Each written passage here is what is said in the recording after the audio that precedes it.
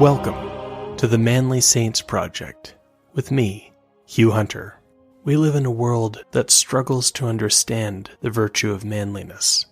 Our culture doesn't provide young men, or any men for that matter, with a lot of positive male role models. But our Christian tradition can provide such role models. The stories of the saints provide example after example of manly virtue. Telling these stories is what the Manly Saints Project is all about. If you enjoy my work, please consider signing up and supporting me on Substack, or click the link in the show notes to buy me a beer. And if you enjoy the podcast as audio or video, please consider giving me a rating wherever you are. It helps a lot.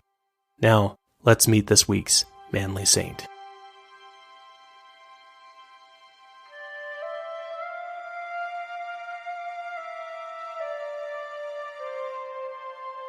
Join me today to meet a blessed who went from being a satanic priest to a holy knight.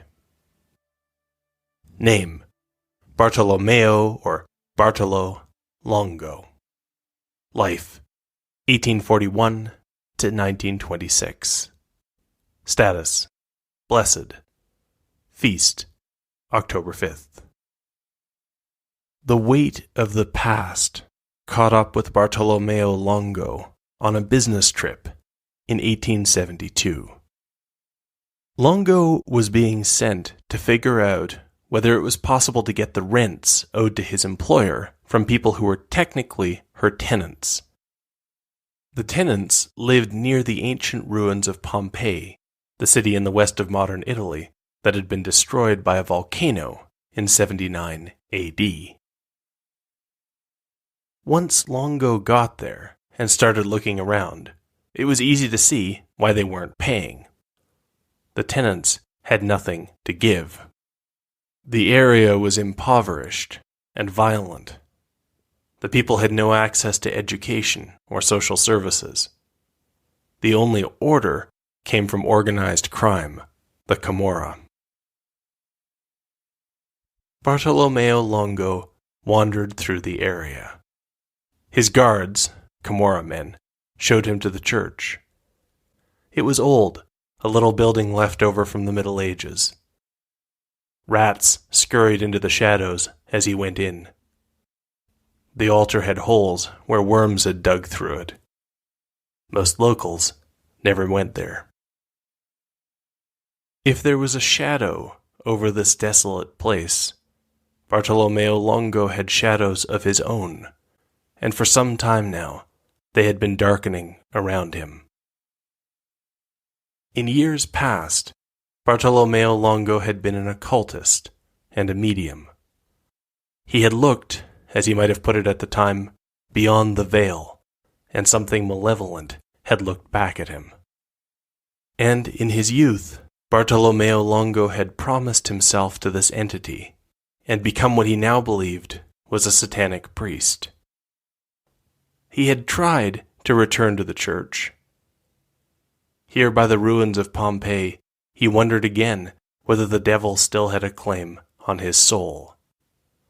Maybe, he thought, slipping closer to despair, if he was hell-bound anyway, he should kill himself now and just get it over with. Bartolomeo Longo was as low as he had ever been. And it was at that moment, at his lowest point, in an empty field near Pompeii, that Bartolomeo Longo had a religious experience. He heard a voice repeating a promise of the rosary, one made to St. Dominic, that one who propagates the rosary will be saved. And suddenly, he saw it. He saw the life he was supposed to live. He dropped to his knees in the empty field as he understood the strange, impossible mission that lay ahead of him. He was going to spread the rosary. He was going to be saved. And he was going to do it right here, next to the ruins of Pompeii. First, he was going to have to contact his employer and let her know that there had been a total change of plans. Bartolomeo Longo's story had begun in a simpler place and time. Bartolomeo, Bartolo for short, was born into the minor aristocracy in 1841 near Brindisi. Today, Brindisi is in Italy, on the heel of the Italian boot. But back then, the south of modern Italy was part of another kingdom, the Kingdom of Two Sicilies. In 1848, when Bartolo was still just a little boy, tremors and revolutions had appeared throughout Europe. People wanted many different things: more democracy, votes for women, racial equality, temperance, more freedom from the church, atheism, fair wages, nationalism, scientific and moral progress. And although most of the actual rebellions failed, they left behind them the seeds that grew into the form of liberalism that is triumphant across the West today. But for Bartolo, in the sleepy Catholic kingdom of the Two Sicilies, such things seemed like far-away problems. Young Bartolo grew up in a comfortably Catholic environment. He thought he might be a teacher, so he went off to a boarding school and then spent time with a tutor. Bartolo was, perhaps, a little headstrong, but his heart was in the right place. One year when he was young, he saved his entire food budget by eating nothing but potatoes. He was saving up to buy a harpsichord. Soon, his education was complete. His family had enough that he could live comfortably and work a little. By the time he turned 19, he was handsome and reasonably well off. And he had the really important skills that made him an eligible young bachelor. He could dance well, ride well, and he was good with a sword. And then, the world changed. The kingdom of the Two Sicilies was overthrown. It became part of the emerging nation of modern Italy. By Italian standards, Bartolo was a backwater aristocrat, and his education by tutor counted for nothing. If he wanted to get ahead in the new world, he would have to go to a proper university and get a real degree. But Bartolomeo Longo was only 19, so the prospect of going back to school was not such a terrible one. Longo decided that he should use the challenge as an opportunity. He went to Naples and enrolled in the University of Naples, studying law. And it was in Naples that Longo began to encounter the ideas that had fueled the revolutions of 1848. He found that many of his fellow students resented the church because it stood in the way of Italian unification. The Pope still directly ruled the lands of the Papal States. Longo took a philosophy course from a defrocked priest who argued that religion was all nonsense anyway. Like many young people who enter the university unprepared, Longo found himself drifting away from his faith. And then, in 1864, another student invited Bartolomeo Longo to a séance. They would go and sit in the dark with others, as a medium tried to receive messages from the world of spirits. Longo was impressed, and went back again and again. Séances were another legacy of 1848. In that year of upheaval, two American sisters, Margareta and Catherine Fox, convinced their neighbors in Hydesville, New York, that they were receiving communications from spirits. The spirits spoke through strange knocking and tapping sounds, suspiciously like the new technology of the Morse code. The idea caught on. Soon, millions of people in the United States were spiritualists, and dozens of magazines promoted spiritualist ideas. Part of what made spiritualism take off the way it did was that the kind of seances that the Fox sisters put on were easy to fake. The sisters later claimed they had been faking them from the start.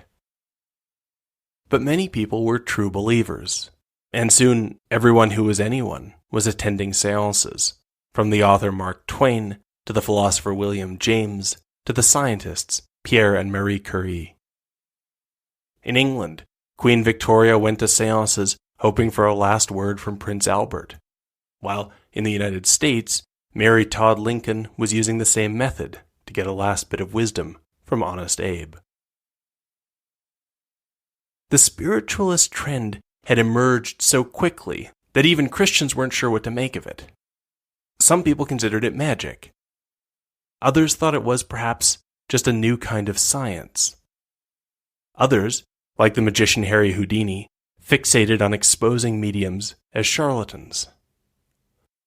Slowly, the Christian view came to be what was expressed in the wonderful title of an 1866 book by a Protestant minister. Spiritualism identical with ancient sorcery, New Testament demonology, and modern witchcraft, with the testimony of God and man against it. Still, in those first years of spiritualism, many, many young people were swept along into it. And one of those young people was Bartolomeo Longo. He went from spectator to medium. Many mediums claimed to have a spirit who helped them. Longo made contact with an entity that he believed was the Archangel Michael. He advanced in his group, taking the lead in their ceremonies. Gradually, he was initiated in a leading role, what he would later describe as a priest. Longo finished his legal studies. He had enough family money to stay on in Naples. And that was good, because the entity he was speaking with kept pushing him to give more and more of himself. It told him not to eat. It told him to keep certain symbols with him at all times. It wouldn't let him sleep. He had always had a bad stomach. He blamed it on the year he had eaten nothing but potatoes. Now his stomach problems were back with a vengeance. In one way, Bartolomeo Longo could see that things were not good, but he had trouble understanding what had gone wrong. He tried communicating with the spirit of his now dead father to get some advice. That didn't help. Finally, he thought of an older Catholic friend of the family, a professor in the city. Longo went to see him. The professor was shocked at how the boy he had known had changed. He was obviously sick, and the professor had no doubt that Longo was dealing with something demonic. The professor persuaded Longo to go see a Dominican priest, Father Alberto Redente. By the time Longo had psyched himself up for that conversation, he was so ragged and scruffy looking that Father Redente thought he was being mugged until he realized that Longo was asking him to hear his confession. As the two began to talk, Redente realized what needed to be done. Over the next month, he led Longo away from spiritualism. Longo came to recognize that the entity he had thought was the Archangel Michael was not an angel, or at least it had not been an angel for a very long time. To his own horror, Longo came to understand that he had been a priest to something satanic.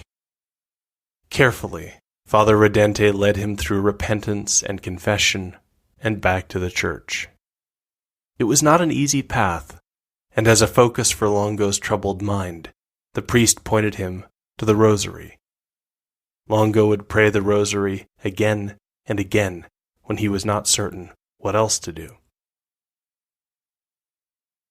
And so it was that Bartolomeo Longo found himself in Naples, trying to put back together the fragments of his life. He became a Dominican tertiary. Then, for a while, he tried to return to the easier country life he had known. But in the end, he found himself back in Naples, working with Father Redente in the slums. And it was the priest, Father Redente, who found him his next job. Countess Mariana Farnararo de Fusco di Lettere was 27 years old, a widow with a legendary temper, a total devotion to the church, and a need for a man with the skills to educate her 5 young children and also manage her considerable estates. Father Redente suggested that Bartolomeo Longo might be ideal, and Longo went to work for Countess de Fusco. He was a good fit. Although Longo enjoyed working for the Countess and was good at it, the shadow of the past still hung over him as he came to the ruins of Pompeii in 1872. Officially, he was there to figure out why no one was paying rent. Privately, he was grappling with thoughts of suicide. But then, out in a field, he heard a voice telling him that whoever propagated the rosary would be saved. And in Longo's mind, everything snapped into place. He contacted the Countess from near Pompeii to tell her the news. Not only was he not going to figure out how to get the rent from the people on her land who owed her money, he was going to do the exact opposite. He was going to spend the rest of his life trying to propagate the rosary, and beyond that, to help these people. Did the Countess want in? It wasn't much of a plan. Anyone could see that it would take a miracle to fix the impoverished, crime-infested area. A different employer would have fired him, or laughed at him. But the Countess had seen enough of Longo to trust him. She asked what he needed her to do. Longo began to speak to anyone who would listen. He went door to door, talking about the rosary. And with the Countess's help, he built a church in the area. It would be a shrine dedicated, of course, to Our Lady of the Rosary. Longo knew that if any of this was to work, the locals would have to be drawn to the shrine. He went in search of a beautiful altar painting, something that would speak to those who saw it. But then, fate intervened. Sometime earlier, Father Redente had found an old, banged-up painting of Our Lady of the Rosary. He had given it to some nuns. When the nuns heard about Bartolomeo Longo's strange project to revitalize the area near Pompeii, they contributed the painting as a gift. Longo had seen enough to recognize Providence at work. But when the painting arrived, it was all wrong. When I first saw it, my heart sank. Not only was it a worn-out old canvas, but also the Madonna's face, rather than that of a benevolent virgin full of sanctity and grace, seemed to belong to a rough, coarse housewife. In my heart, I felt that the poor Pompeians would have a hard time concentrating on their prayers, faced with such an ugly image. The painting had holes in it. Chunks of paint were missing, and even where there was paint, it was starting to crack. The original painter had not done a great job depicting Our Lady or Saint Rosa beside her. And as for Saint Dominic, in Longo's opinion, he, on the right, looked not like a saint, but the village idiot.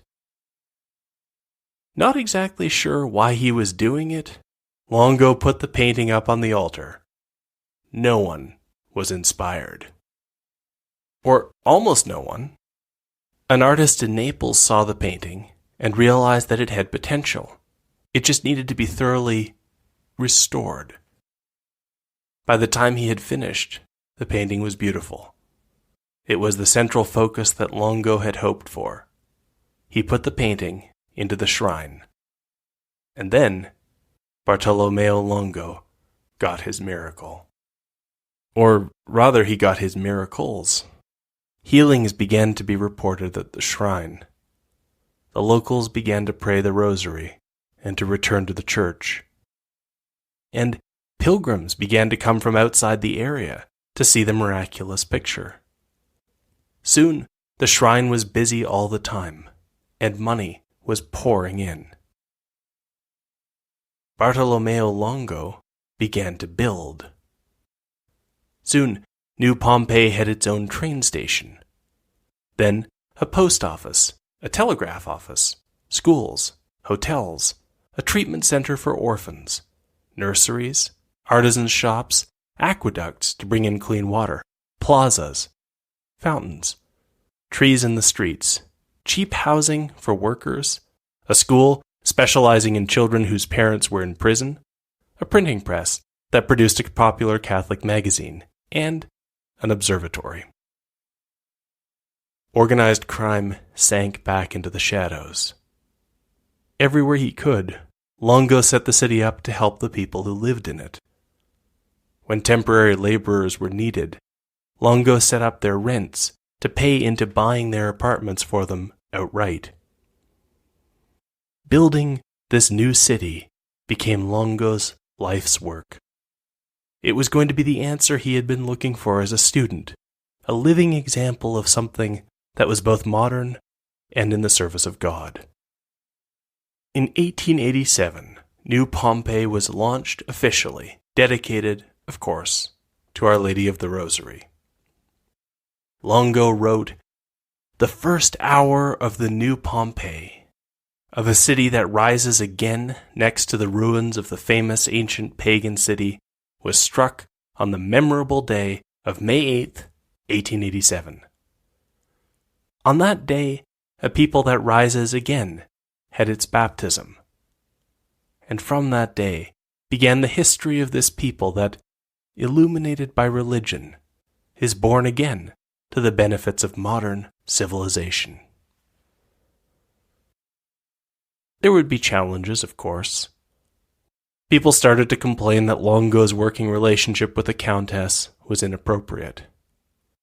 Pope Leo XIII, who was delighted with the new shrine and the city around it, heard about the problem and told them that the solution was simple: get married. They did. The next pope, Pius X, was suspicious about the finances of the shrine. He audited it, but found nothing amiss. And so Bartolomeo Longo and his wife continued to build the city that was, in truth, their city. They were entering their 80s in the 1920s. In 1924, the Countess died. Longo would only outlive her by 2 years, and he was making no secret of how excited he was that the day he would meet Mary, his patroness, was quickly coming closer. In the meantime, it left the church with a question. What do you call a man like Bartolomeo Longo, a man who stumbles into darkness and despair, but then at the last minute finds hope and salvation?